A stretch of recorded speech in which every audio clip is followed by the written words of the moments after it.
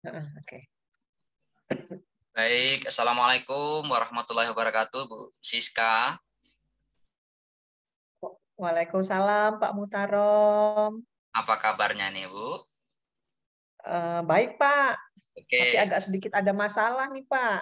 Oh iya, ini saya baca di WA saya kemarin Ibu ingin bertemu saya dan ingin menyampaikan sesuatu ya, Bu ya.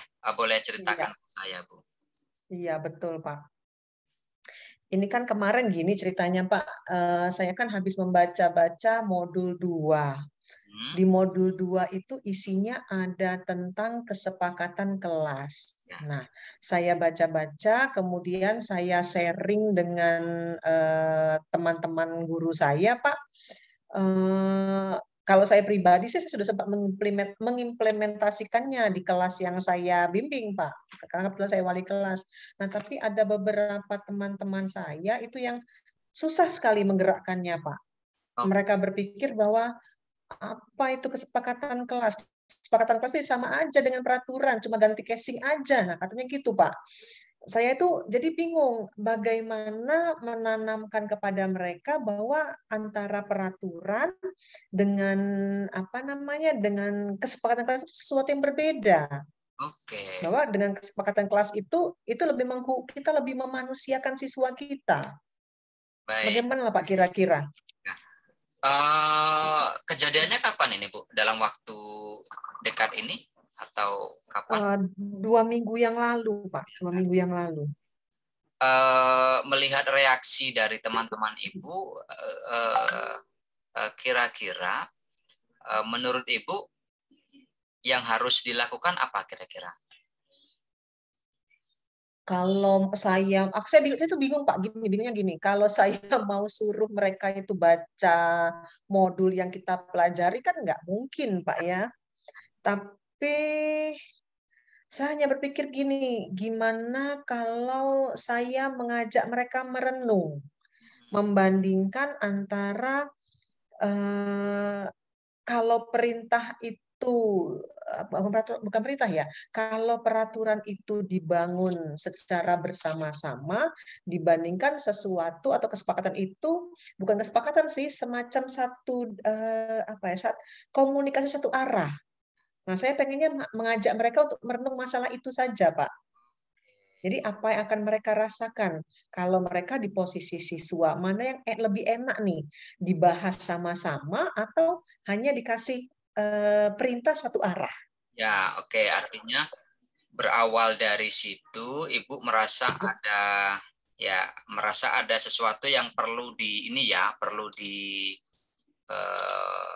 didiskusikan dengan saya karena Ibu merasa kalau dibilang tidak mampu, saya yakin Ibu mampu ya. Mungkin ada sesuatu yang perlu didiskusikan sehingga nanti caranya itu lebih apa elegan Bu ya. Begitu ya. Betul, betul Pak, betul sekali. Saya tuh ibaratnya sudah mati langkah gitu loh Pak. Ya, oke. Oke, baik Ibu. Uh, Apakah teman-teman Ibu dalam satu lingkungan sekolah itu selama ini menerapkan apa namanya lingkungan belajar itu sebelum belajar itu menggunakan tadi yang Ibu sebut peraturan kelas atau kesepakatan kelas selama ini? Mereka sih membuat dengan kata peraturan atau tata tertib gitu Pak. Ya, menurut Ibu peraturan atau tata tertib itu secara teknis operasionalnya ya itu menguntungkan murid atau justru sebaliknya? Sebenarnya sih menguntungkan murid, bukan menguntungkan murid sih Pak ya.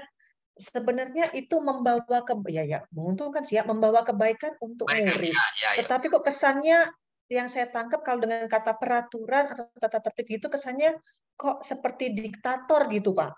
Ya, oke. Jadi kalau dibuat istilah peraturan, maka di situ ada konsekuensi hukum begitu Bu ya. Betul Pak, betul. Kalau itu diterapkan akan sangat tidak cocok bagi iklim pendidikan di sekolah kan kalau menggunakan istilah peraturan maka mau tidak mau ada konsekuensi yang akan diterima oleh anak-anak kita ya, terkait dengan apa yang misalnya sesuatu yang dilanggar. Oke, baik. Baik, Ibu. Selama ini sudah berkonsultasi kemana saja terkait dengan masalah Ibu ini, misalnya tadi terkait dengan apa namanya lebih baik menggunakan kesepakatan kelas karena itu lebih humanis, Bu ya. Boleh disebut humanis, Bu? Boleh, Pak, boleh. Karena memang anak itu betul-betul diposisikan sebagai anak yang memiliki potensi yang berbeda-beda, begitu, Bu ya. Jadi iya, betul, Pak. Tidak bolehlah kita memandang anak itu sebagai objek hukum. Objek. Ya. Iya, betul, Pak, betul. Selama ini Ibu pernah berkonsultasi dengan siapa di sekolah itu terkait dengan peraturan atau kesepakatan kelas ini? Saya pernah ngomong masalah diskusi masalahnya dengan wakil kesiswaan, Pak. Ya.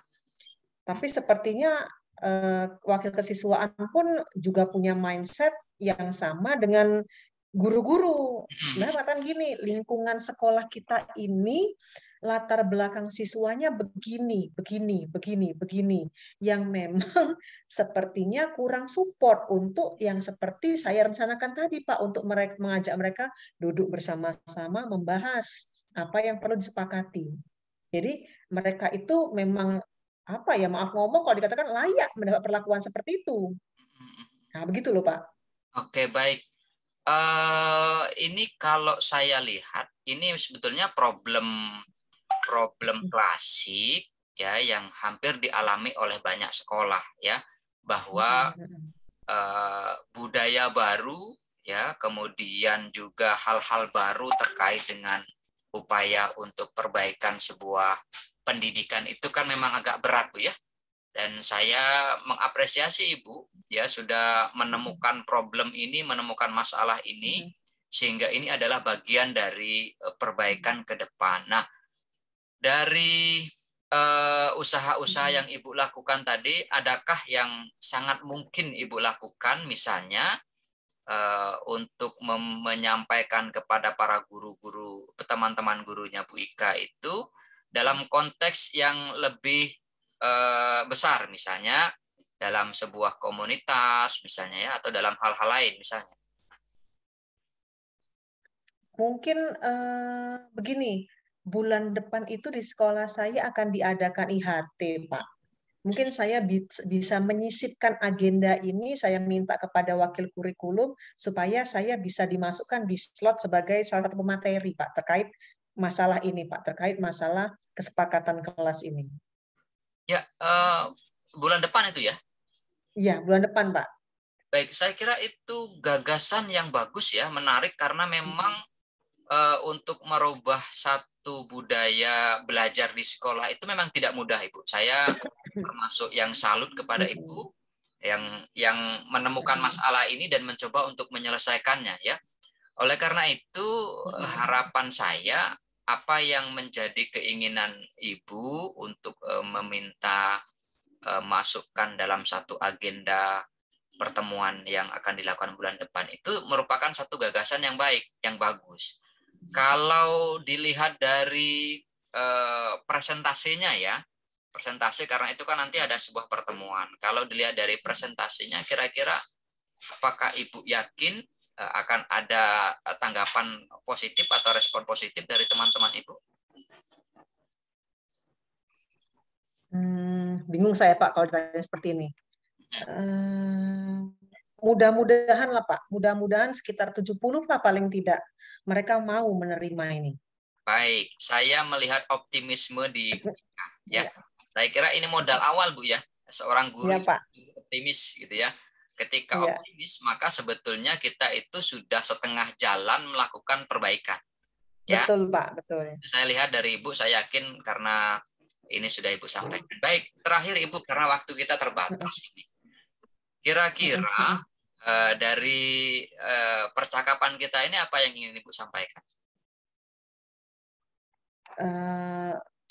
Saya hanya ingin mungkin nanti, Pak, kalau rencana saya ini mentok, Pak, saya butuh bantuan Bapak nih yang langsung kasih tahu ini loh Bu, apa namanya, solusi permasalahannya, karena eh, rencana saya mudah-mudahan tidak sih Pak ya. Saya ini seperti semacam backup plan lah Pak. Ya, ya. Jadi kalau emang nanti apa yang saya rencanakan ini ternyata tidak berhasil, saya mohon bantuan dari Bapak nih untuk kasih ide-ide lain nih Pak. Baik, baik, baik. Terima kasih, bisa ya. Nanti bulan depan setelah agendanya Ibu selesai, kita akan Ya, agendakan lagi pertemuan dengan saya. ya, Tentu barangkali nanti dalam bentuk yang lebih praktis, teknis, dan operasional, Bu ya.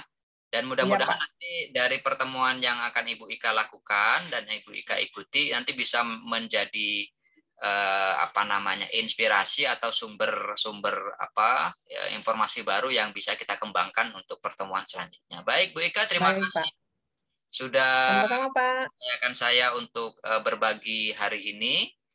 Terima Ya, kasih juga sudah bisa mengikuti sesi kita ya, hampir 15 menit lah ya. Oke, baik, terima kasih Bu Ika. oke Selamat Pak.